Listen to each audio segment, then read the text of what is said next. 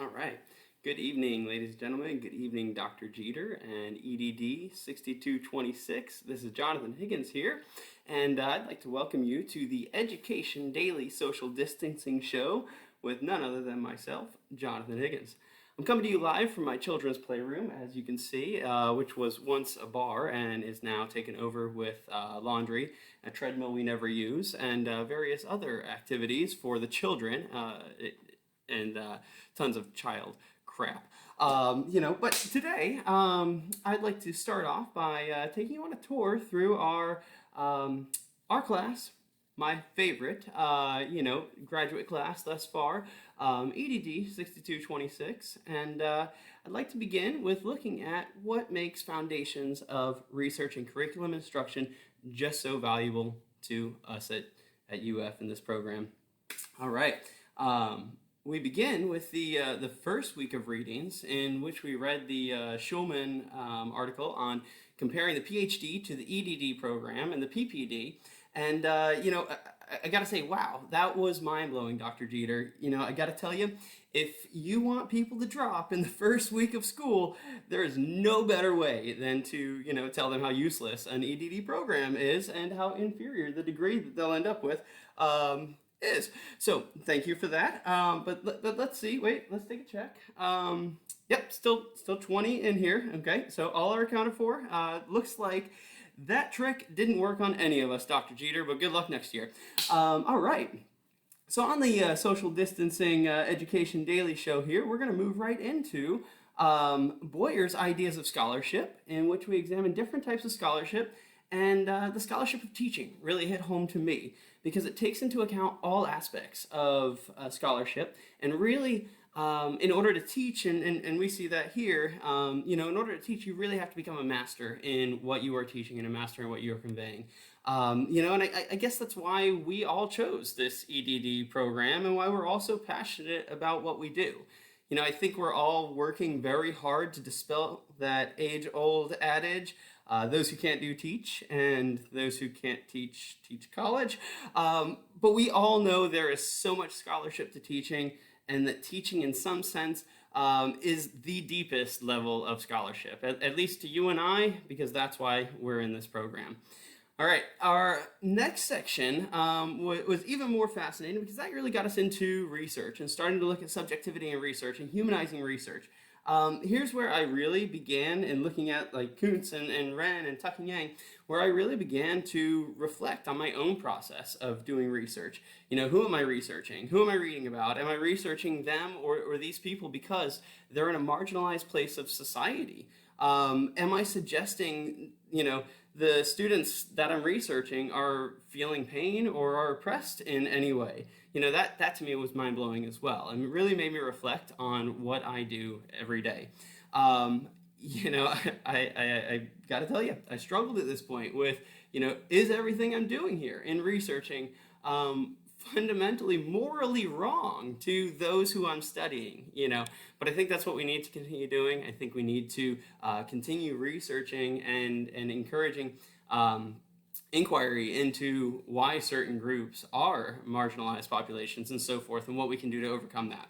So here we also looked at the concept of subjectivity and researcher bias, and to what extent is subjectivity good? I had always thought that subjectivity was a bad thing, that you didn't want subjectivity to influence your research, but here I learned that we really should become aware, self-aware of our subjectivity, and that's the whole process of humanizing that research, becoming self-aware, understanding my place in the research itself. And I trashed one of the articles because I didn't feel like the author should have been researching people of a similar stance to her.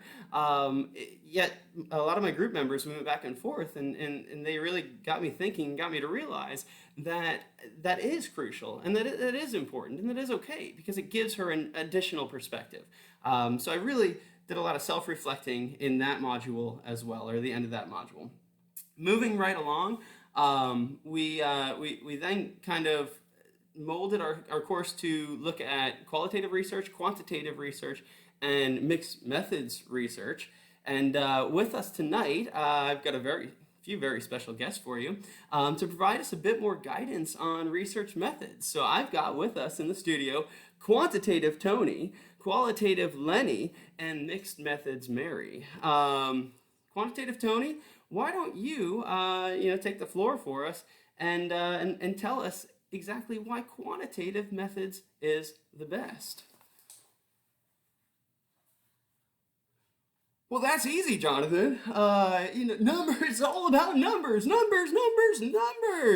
With numbers, you can prove anything. Okay, let me sing a little song for you. I'm on tonight, you see my numbers don't lie, and it's starting to feel alright. It's numbers, and manipulate your data. Woo!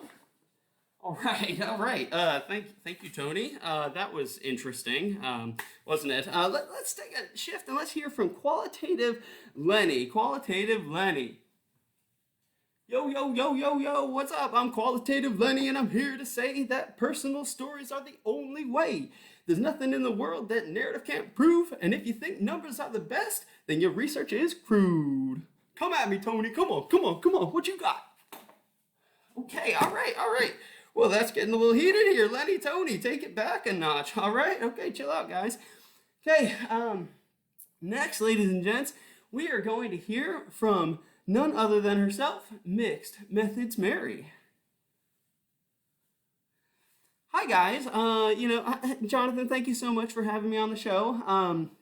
There is much to be learned from either approach here, and I've discovered that both approaches have their own individual strengths and limitations, and thus I find it best to utilize a mixed methods approach in which we analyze both quantitative and qualitative data to best determine our results. So really, when we look at combining those two, there's no reason to fight Lenny and Tony here. We just bring those together and we really come up with our best research, okay? Thanks, Jonathan, for having me on the show. All right, guys. Well, that was enlightening. Now we know a little bit about our quantitative side of research, qualitative side, and then I hate to say it, but I kind of got to side with Mary. I think the mixed methods is really the way to go, and I continue to reflect on this. And depending on which way my dissertation topic takes us, I think I'm really leaning towards kind of a mixed methods style approach. All right, we then continued in this class to learn regarding research, to learn how to evaluate research through Tracy's 8 criteria for evaluating research. And that was really interesting. I started to make, and even as a group, we made kind of our own table for evaluating research and so forth. And I started to think, gosh, I've got to, in teaching the high school, with our extended essays, our students, and even like history internal assessments, I'm using all IB words here, but these major papers that our students write, they have to do somewhat of a literature review, and it is important for them to evaluate that research. So I started to take a couple of these things and try to piece together and determine exactly, what would be the most beneficial way to evaluate research, whether we, justify it as having a worthy topic or worthy in this field of study, whether it is rich in rigor, whether it has sincerity or credibility and so forth. So all of those things, we had a really nice group conversation on those concepts and how we evaluate research. And that's something we'll need to continue doing as we go forward in this program. All right, guys, moving into Module 3 of our course, we then examined our own interest in regard to a seminal and contemporary scholar. And for this, I chose John Dewey and as my seminal scholar. And I did a lot of research and found somebody by the name of Patricia Hinchy. And I've actually brought them into the show today, so you'll get to see them. So without further ado, let me bring on none other than himself, Mr. John Dewey, ladies and gentlemen. Hello, ladies and gentlemen. My name is John Dewey. I'm an American philosopher and psychologist. I focused on experiential learning and democracy in education and educating for the good of society. I believe the school should be a place of social development and that the student-centered approach to teaching really allows our students to construct meaning for themselves. And thus, I find that schools, in embracing the democratic way and the social aspects of life, can further educate our citizenry. Thank you, Jonathan, for having me today. All right. Thank you, John Dewey. Wow, my hair's out of control. I got I had the mohawk going on before, but thank you, John, for being here with us. I'd like to now introduce none other than herself, Miss Patricia Hinchy, ladies and gentlemen. Miss Pat Hinchy. Hi, guys. I'm Pat Hinchy. I am a mother and a wife, and I've been married for 40 years. I'm very proud of that on my Amazon bio.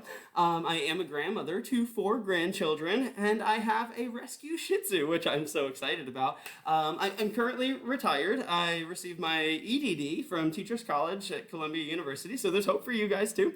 And I am a 25-year professor emeritus at Penn State and still do research, occasionally when I'm not hanging out with my Shih Tzu. I am interested in the value-added model specifically today and teacher assessment. And the real problem in public schools that I find is poverty. And there is a need for more teacher autonomy in schools. I think teachers should have more control over the development of the curriculum. I think we should have more citizenship education and also addressing the contemporary issues in education.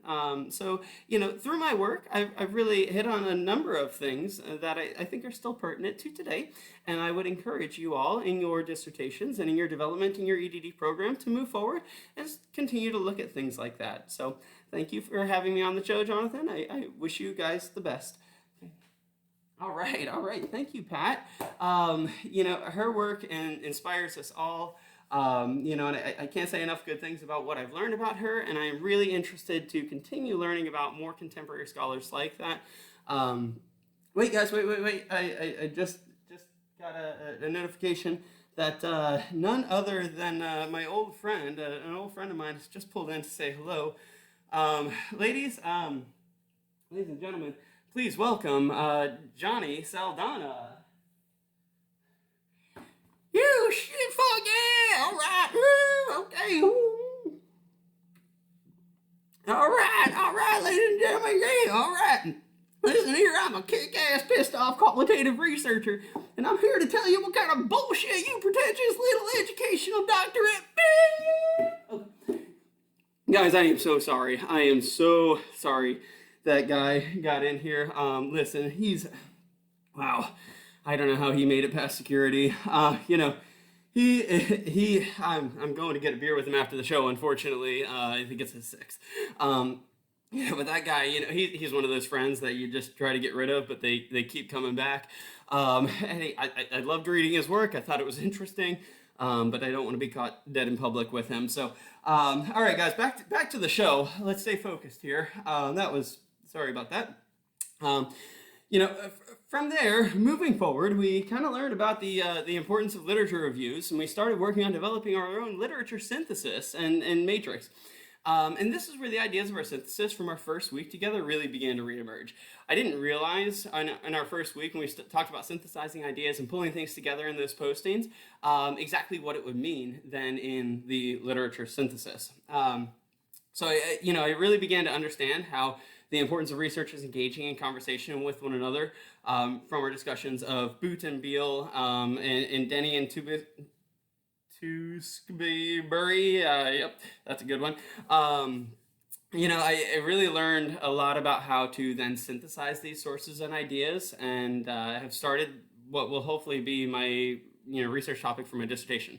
So this was a very meaningful part of the class, and I think I've learned a lot going forward as far as like my writing style, but also as far as synthesizing sources. And it's also stuff that I've actually shared with my high school students. I took my literature matrix and I actually shared it with my high school students, the seniors, this year already online, to show them how they can kind of analyze ideas and so forth. So thank you again, Dr. Jeter, for that one. All right. Looking at something personally relevant to me as a topic for this literature matrix and literature review, and in finding research on and synthesizing sources has not only helped me to prepare for further research in this program, but also helped me to analyze my own situation and context and begin making then changes for the upcoming school year. As I said, I've already shared this stuff with my students, but I'm also looking, because of the, I read about issues of an IB program in a lower socioeconomic school.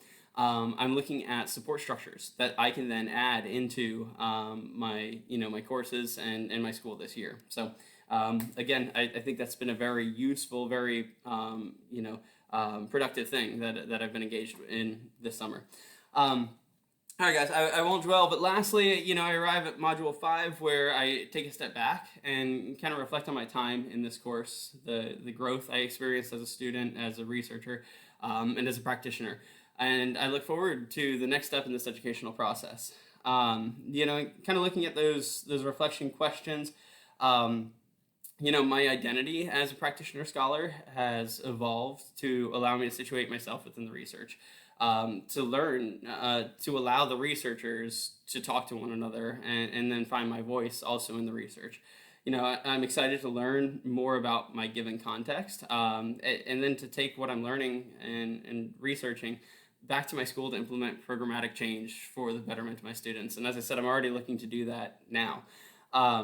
John Dewey and Pat Hinchy, will most certainly stick out as scholars that I will continue to reference throughout the next 4 years and beyond. And I think my experience in finding contemporary scholars whose interests align with my own has allowed me to recognize that contemporary research can be, just as, if not more powerful than or relevant to the readings of seminal workers of the past.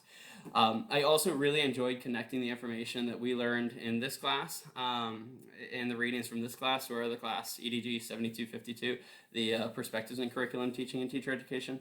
And I'll continue to reference and reflect on many of the scholars that we learned about there, too, in the Curriculum Studies reader for years to come. So I thought these two courses really complemented themselves, or complemented one another, and saw a lot of the articles, or some of the articles, similarly referenced throughout. Going forward, sorry, I don't normally chug beer like Johnny Saldana. Going forward, I hope to humanize the research process through application to my present context. I hope to use the literature matrix to help me synthesize my ideas, and as I said, I've already begun to form that with my high school students and conducting the literature reviews. I've learned with my peers from this course, thank you, Johnny, specifically, taught me how to read and highlight effectively on the computer, and how to create quotes and notes documents and so forth to complement my readings. This will, again, kind of help me as I go forward in this program. As a result of this course, I now see the benefits to the mixed methods approach, and understand that quantitative and qualitative research both have a piece in academia, and that both can be equally successful at making meaning and examining issues. That both have their own strengths and weaknesses, but I now recognize that there's a place for both forms in scholarly research as well. And I don't think I really grasped the idea that qualitative research could be as valid, if you want to call it that, as quantitative as well. From my experience in this course, I have learned to write in a more academic sense, and I've learned that quotes are not the end-all be-all for making a point. I was guilty of, writing a paper with all quotes and very little emphasis of my own personality there, or my own personal thoughts. I used to think that the researcher of the study should be doing the talking and my writing, as they're the ones who are experts in the field. I now recognize that I too should have a voice, and that my voice should then be used to synthesize the ideas and formulate an understanding among a body of research, rather than to passively point out the conclusions of others. I still conclude this course with a mantra that we came up with earlier on. Mine is, "Write for me, they will see." But I now recognize that the me in my writing is an essential piece of my research. So, lastly, I'd like to say thank you to Dr. Jeter. Thank you to the 20 members of this cohort. You guys are phenomenal. It has been a journey. It has been a very exciting and interesting and tiresome experience, as many of you have witnessed as well. But we've made it, our first semester. And I appreciate all of your efforts and everyone in both courses for helping to get us there.